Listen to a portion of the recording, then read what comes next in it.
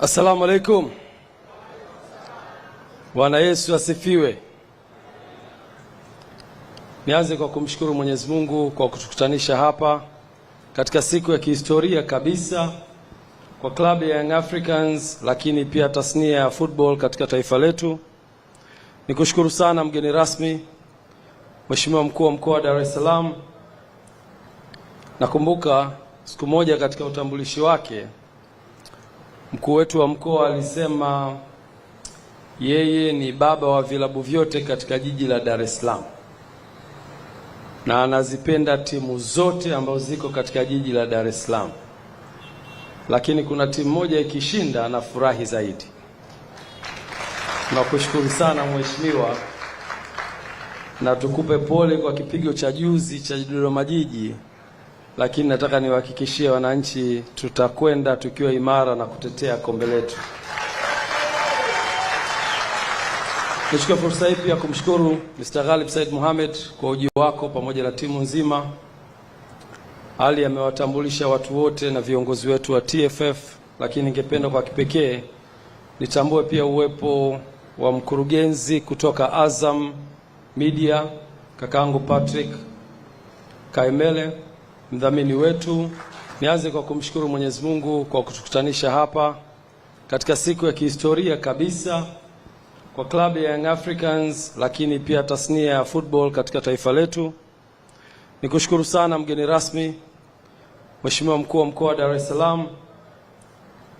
Nakumbuka siku moja katika utambulishi wake mkuu wetu wa mkoa alisema yeye ni baba wa vilabu vyote katika jiji la Dar es Salaam na anazipenda timu zote ambazo ziko katika jiji la Dar es Salaam, lakini kuna timu moja ikishinda anafurahi zaidi.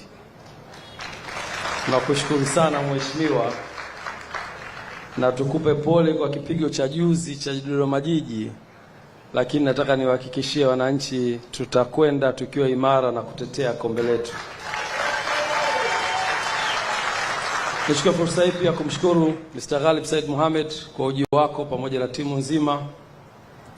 Ali amewatambulisha watu wote na viongozi wetu wa TFF, lakini ningependa kwa kipekee nitambue pia uwepo wa mkurugenzi kutoka Azam Media, kakaangu Patrick Kaemele, mdhamini wetu, lakini mtu muhimu sana katika maendeleo ya taifa letu katika eneo la football. Na sasa hivi mnakwenda kwenye michezo mbalimbali. Tunawapongeza kwa kazi nzuri mnayoifanya. Lakini pia nitambue uwepo wa mwenyekiti wetu wa mkoa wa Dar es Salaam DRFA, kakaangu Nyambaya. Nakushukuru sana kwa uwepo wako. Shafi Dauda, nikushukuru sana. Umehudhuria katika tukio muhimu sana ambalo ni la kihistoria. Saidiu Mandingo, tunakushukuru pia kwa uwepo wapo. Ndugu zangu kutoka Aga Khan, Olais, karibu sana.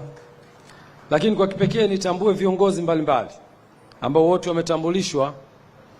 Sunday, can you please, you and your team, please, can you stand? Jamani, hawa pia ni wageni wetu, na wageni hawa maalum wametoka China, na baada ya muda mfupi tutaona kazi gani imewaleta hapa. You can sit. Ndugu wa Tanzania kwa ujumla wetu, tunayo furaha siku ya leo kukutana hapa kwa ajili ya kuandika historia kubwa. Historia ambayo ilipaswa kuandikwa miaka mingi iliyopita. Klabu yetu ya Young Africans ilikuwa ina dhamira ya kujenga uwanja miaka kadhaa iliyopita, lakini kwa mipango na kudra za Mwenyezi Mungu leo tunakwenda kuiandika historia hiyo ya kuwa na uwanja wa kisasa unaomilikiwa na klabu yetu ya Young Africans. Dhamira njema ya viongozi waliopita wameisogeza timu hii mpaka hapa ilipofika, na sisi katika uongozi wetu tukachukua hicho kijiti na kusema tukisogeze mbele zaidi. Leo tunajivunia uwepo wa viongozi hao waliopita kwa kuwa waliweza kuwa na jengo ambalo tunaliona. Mheshimiwa Mkuu wa Mkoa leo anapata fursa ya kutembelea jengo letu, ameliona jengo lililojengwa miaka 50 iliyopita. lakini jengo hilo leo linaweza kutumika na kuwa alama kwa taasisi yetu ya Young Africans. Tunamkumbuka mzee wetu Abeid Aman Karume, Mungu amuhifadhi, kwa kazi hii kubwa ambayo ameifanya. Lakini viongozi hao waliweza kupigania klabu yetu ikawa na ardhi. Leo tunajivunia kuwa na ardhi yenye takriban square mita 1035 katika eneo hili la Jangwani. Ni kazi kubwa iliyofanywa na viongozi waliotutangulia. Na viongozi hao wangeweza kuiuza hii ardhi, kwani kuwa kuna ubaya, nani angewauliza? Lakini hawakuiuza.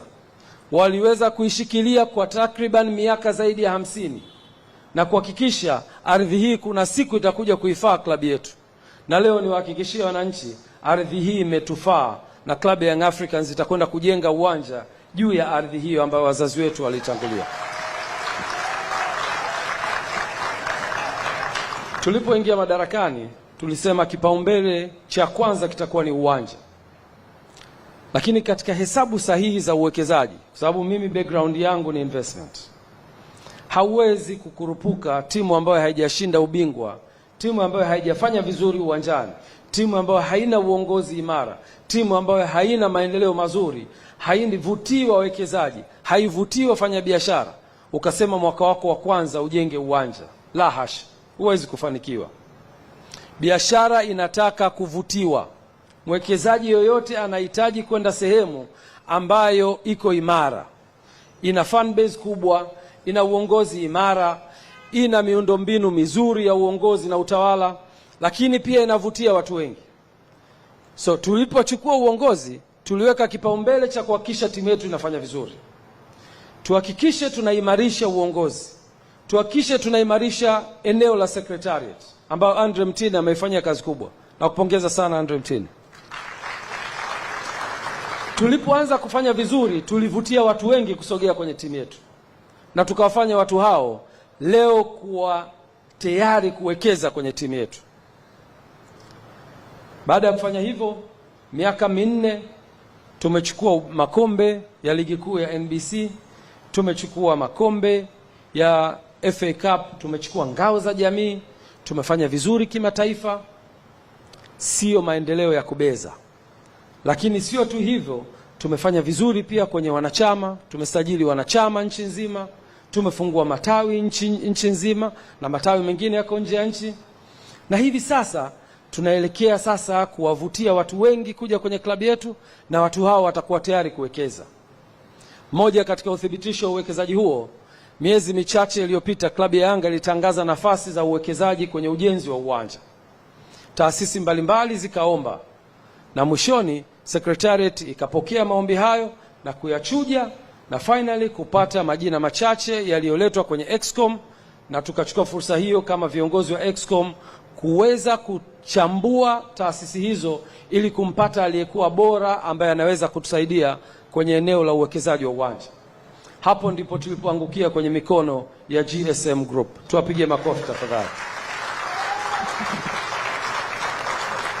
Baada ya mchakato huo kukamilika, tukawaalika GSM Group na tukaunda kamati, na nitambue uwepo wa Ivan Tarimo, na kushukuru sana, akiwa ni mshauri wetu kwenye eneo la fedha, na kaka yetu Alex Mgongolo akiwa ni mshauri wetu kwenye eneo la sheria. Tukaweza kuwapitia na kukaa na GSM Group na kuwaeleza dhamira yetu, na dhamira hiyo ikapokelewa kwa mikono miwili. Ndipo hapo GSM Group kwa kushirikiana na taasisi yetu ya Yanga tukaweza kutengeneza kamiti ambayo ikaanza kufanya design ya uwanja wetu. Na leo mmeona wageni wetu ambao wamekuja hapa wamefanya kazi kubwa sana ya kudesign uwanja ili kuweza kufikia malengo ya kwetu kama Club Young Africans, lakini pia malengo ya wawekezaji wetu ambao ni GSM Group. Kazi kubwa imefanyika, mliona watu wako kimya. Kazi hiyo ni kufanya design, architectural design ya uwanja, kufanya structural design ya uwanja, na baadaye kufanya costing, kupata gharama za uwekezaji. Tumefika mwisho, gharama zimepatikana, michoro imekamilika, na wote pande zote mbili, mwekezaji pamoja na Young Africans, tumeridhika kwa 100% kwamba huo ndio utakaokuwa uwanja wetu. Tukawa na kikao kikubwa siku chache zilizopita, mwanzoni mwa wiki hii, Kikao hicho dhamira yake ilikuwa ni kukubaliana jinsi gani tutakwenda ku-execute huu mradi. Ziko taaluma nyingi sana tumejifunza kutoka kwa wenzetu. Katika uwekezaji kuna kitu kinaitwa build, operate and transfer, BOT. Unaweza ukajenga, ukai-operate na ukafanya transfer. Ni mfumo mmoja wapo wa uwekezaji kwenye viwanja na kwenye miradi mbalimbali. Kuna EPC, engineering, procurement and construction, na saa nyingine kuna financing. Mtu anakufanyia design, anakununulia vifaa, anafanya ujenzi na anagharimikia pia. EPC financing ni sehemu mojawapo ya uwekezaji ambayo inaweza kufanya kazi. Lakini uongozi wenu wa Club ya Young Africans umetathmini njia zote hizo na kuona kuna njia ambayo inaweza kutufaa zaidi na sio hizo ambazo nimezitaja. Na njia yenyewe ni partnership katika uwekezaji. Tukakubaliana modality ambayo ni sahihi baada ya kupitia modality nyingi, na model ambayo tumekuja nayo ni model ya partnership. Model ambayo itamfanya Young Africans ambaye ana uwanja kusubmit uwanja wake kwenye mradi, na kumfanya GSM Group ambaye ana uwezo wa kifedha kuleta fedha za ujenzi wa uwanja. Hawa partner wawili wakija pamoja, mmoja ana ardhi na mmoja ana fedha za uwekezaji, tutaweza kufikia malengo yetu ya kuwa na uwanja. Na hapo tukakubaliana kwenye partnership. Na leo nataka niseme tu kwa uchache, nimekutana na watu wengi ambao wanaweza kufanya biashara na wana uwezo wa ushawishi. Ghalib ni sehemu ya hao watu wenye uwezo wa ushawishi mkubwa sana kwenye biashara, na ushawishi wake ungeweza kutulalia sisi wanayanga, angeweza kutushawishi na viongozi wakaingia kwenye ushawishi huo. Yako mambo kadhaa ambayo nafikiri nyie ni mashahidi. Partnership za aina hii, wako watu walishawahi kuja na miradi na wakataka umiliki wa asilimia nyingi kwenye miradi hiyo. Nimeshangaa skill zako Mr. Ghalib za negotiation hujazileta kwenye klabu ya Yanga. Sijajua ni kwa sababu gani. Nyie wananchi mtaniambia. Naweza leo kuthibitisha ya kwamba klabu ya Young Africans imefikia makubaliano ya partnership kati ya Yanga na GSM Group ya asilimia 50 kwa 50 katika uwekezaji wa uwanja.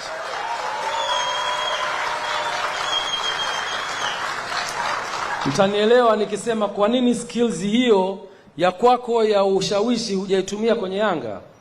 Ni kwa sababu ya dhamira yako njema uliyokuwa nayo kwenye klabu hii. Leo Mr. Ghalib angekuwa ni mtu wa tamaa, angeweza kusema nataka asilimia 80 kwa 20. Na kwa sababu fedha yake ni kubwa inayokwenda kujenga uwanja, tusingeweza kumkatalia. Kwa sababu tunayo shauku ya kuwa na uwanja na tunayo hamu ya wanachama wetu kupata hiyo nafasi ya kumiliki uwanja wao. Na sisi kama Yanga tukiwa hatuna fedha, tungeweza kuingia kwenye huo mtego. Lakini alisema hapana, nataka tugawane asilimia 50 kwa 50. Ili klabu ya Young Africans iwe na umiliki wake na mimi ninayoleta fedha niwe na umiliki wangu. Angeweza kwenda na kusema nataka asilimia 51 ili niwe na sauti kwenye hiyo board, lakini hakufanya hivyo. Leo ni kushukuru sana Mr. Ghalib. Hivyo kwa kuhabarisha umma, mradi wetu utakuwa unamilikiwa kwa asilimia 50 kutoka upande wa Young Africans na asilimia 50 kutoka GSM Group, na hii ni fair balance kabisa kwenye uwekezaji.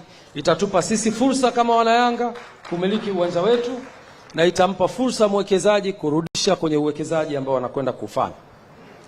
Klabu ya Young Africans contribution yake ni ardhi kwenye uwanja huu, na kampuni ya GSM contribution yake itakuwa ni fedha za kujenga uwanja huu ambao mimi na nyie leo tutakwenda kuona uwanja huu ukiwa na quality ya juu kabisa. Kwa kusema hayo, ni kushukuru sana Mr. Ghalib na GSM Group. Najua sio maamuzi yako binafsi. Kuna timu kubwa nyuma, kianza na makamu mwenyekiti na CEO. Mmefanya kazi kubwa kuhakikisha kwamba tumefikia makubaliano haya, na ushawishi wenu pia ungeweza kuathiri. Kwa hiyo nawashukuru sana. Ushawishi wenu haujatuathiri wana Yanga. Lakini pia niwashukuru Excom yangu ambao na wenyewe wamekuwa na sisi bega kwa bega kama viongozi wa taasisi yetu kuhakikisha tunafikia malengo makubwa ya klabu yetu. Na nyie pia mngekuwa na dhamira tofauti, tusingeweza kufika hapa. Niwashukuru sana na nimshukuru sana makamu wangu Arafat Haji ambaye leo hatuko naye hapa, yuko kwenye ibada ya haji. Tumuombe Mungu ibada yake, Mungu amkubalie. Amekuwa na yeye mstari wa mbele kuhakikisha tunafikia malengo haya. Kwa hiyo niwashukuru sana Excom kwa ujumla wenu, na niwashukuru pia Secretariat kwa kazi nzuri mnayofanya. Ndugu wana Yanga, immediately klabu yenu itakuwa na uwanja hapa katika eneo hili tulilofanya.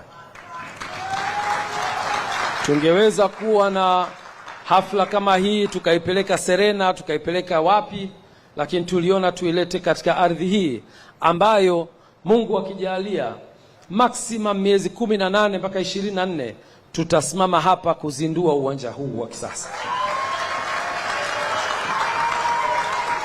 Kwa kusema hayo, niwashukuru sana wanayanga wote ambao mmejitoa kuja hapa kushiriki hafla hii.